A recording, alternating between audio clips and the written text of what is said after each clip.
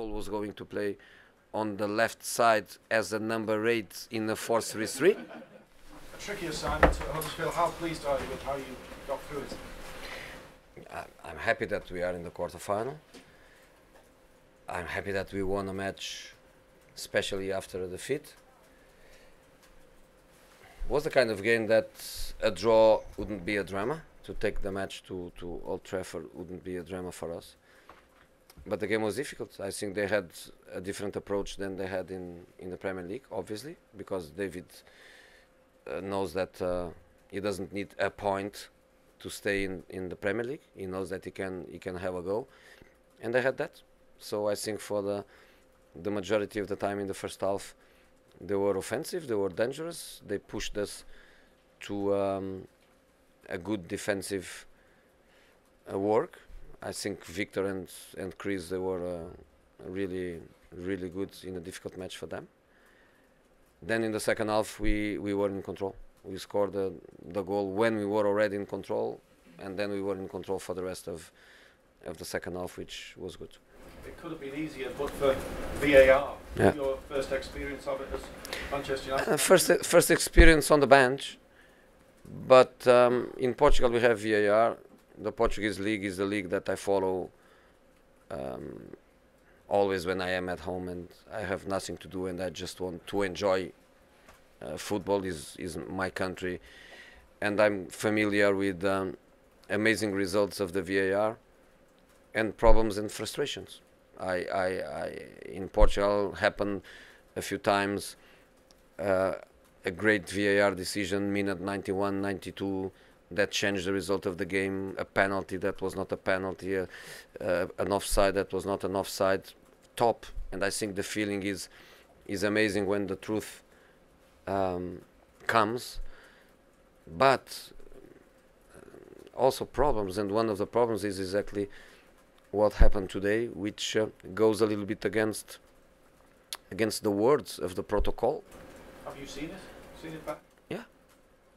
You know, the words of the protocol are something like a clear and obvious situation, and for sure was not a clear and obvious situation.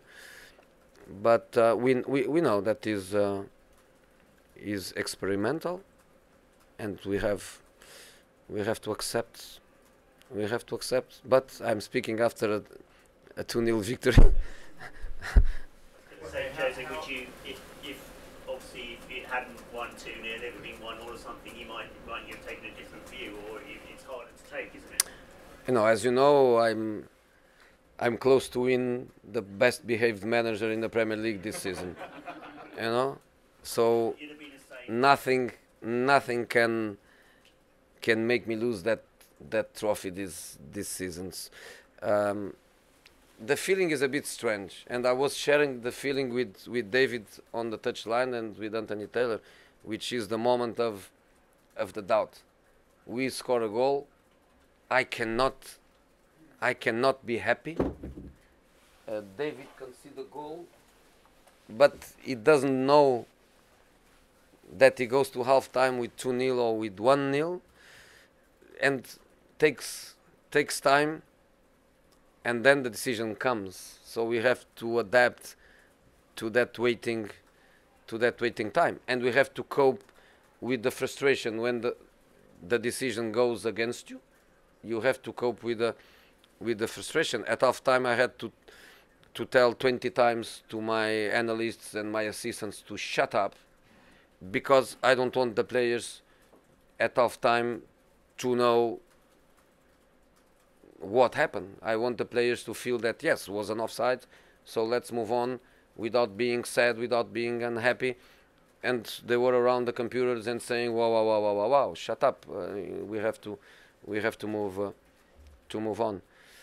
But you know, one day we'll go in our favor. Do we have to persevere with VAR, Jose? Do we have to keep going with it? I think, and I was changing a few words with Taylor and Friend after the game.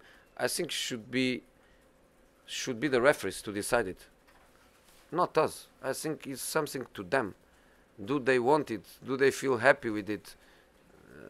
Do they want to have some technological help, or they still want to live with the human mistakes that sometimes they make? As a referee, they prefer some guy on the studio to say, hey, you made a mistake, is not offside, you made a mistake, is a penalty. Are they happy with that or no? But I think if they stick to the words of the protocol and an obvious mistake, I think everyone will be happy. I think everyone will be happy with that. How bad was I don't know. and will he be ready? I don't know.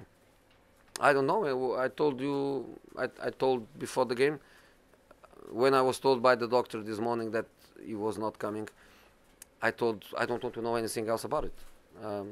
I have to think about who is going to replace him, what I'm going to do, because we work hard during the week. Yesterday we had a good tactical session, and then I have to prepare a new team. Just as curiosity, was Michael Carrick the one that replaced Paul? Paul was going to play on the left side as a number 8 in a 4-3-3, and Matic was going to play as a number 6, and Scott McTominay number 8 on a 4-3-3 on the right side. But then when the doctor told me that Paul was not feeling good to play, we move Matic to the left, which is not his favorite position, and Michael to the positional 6. Now it's time to think about Paul. Now it's time to know what happened, why he didn't feel good enough to play. Can he play, or can he be available to help us on Wednesday? So now it's time to eat something in the bus and to wait for informations.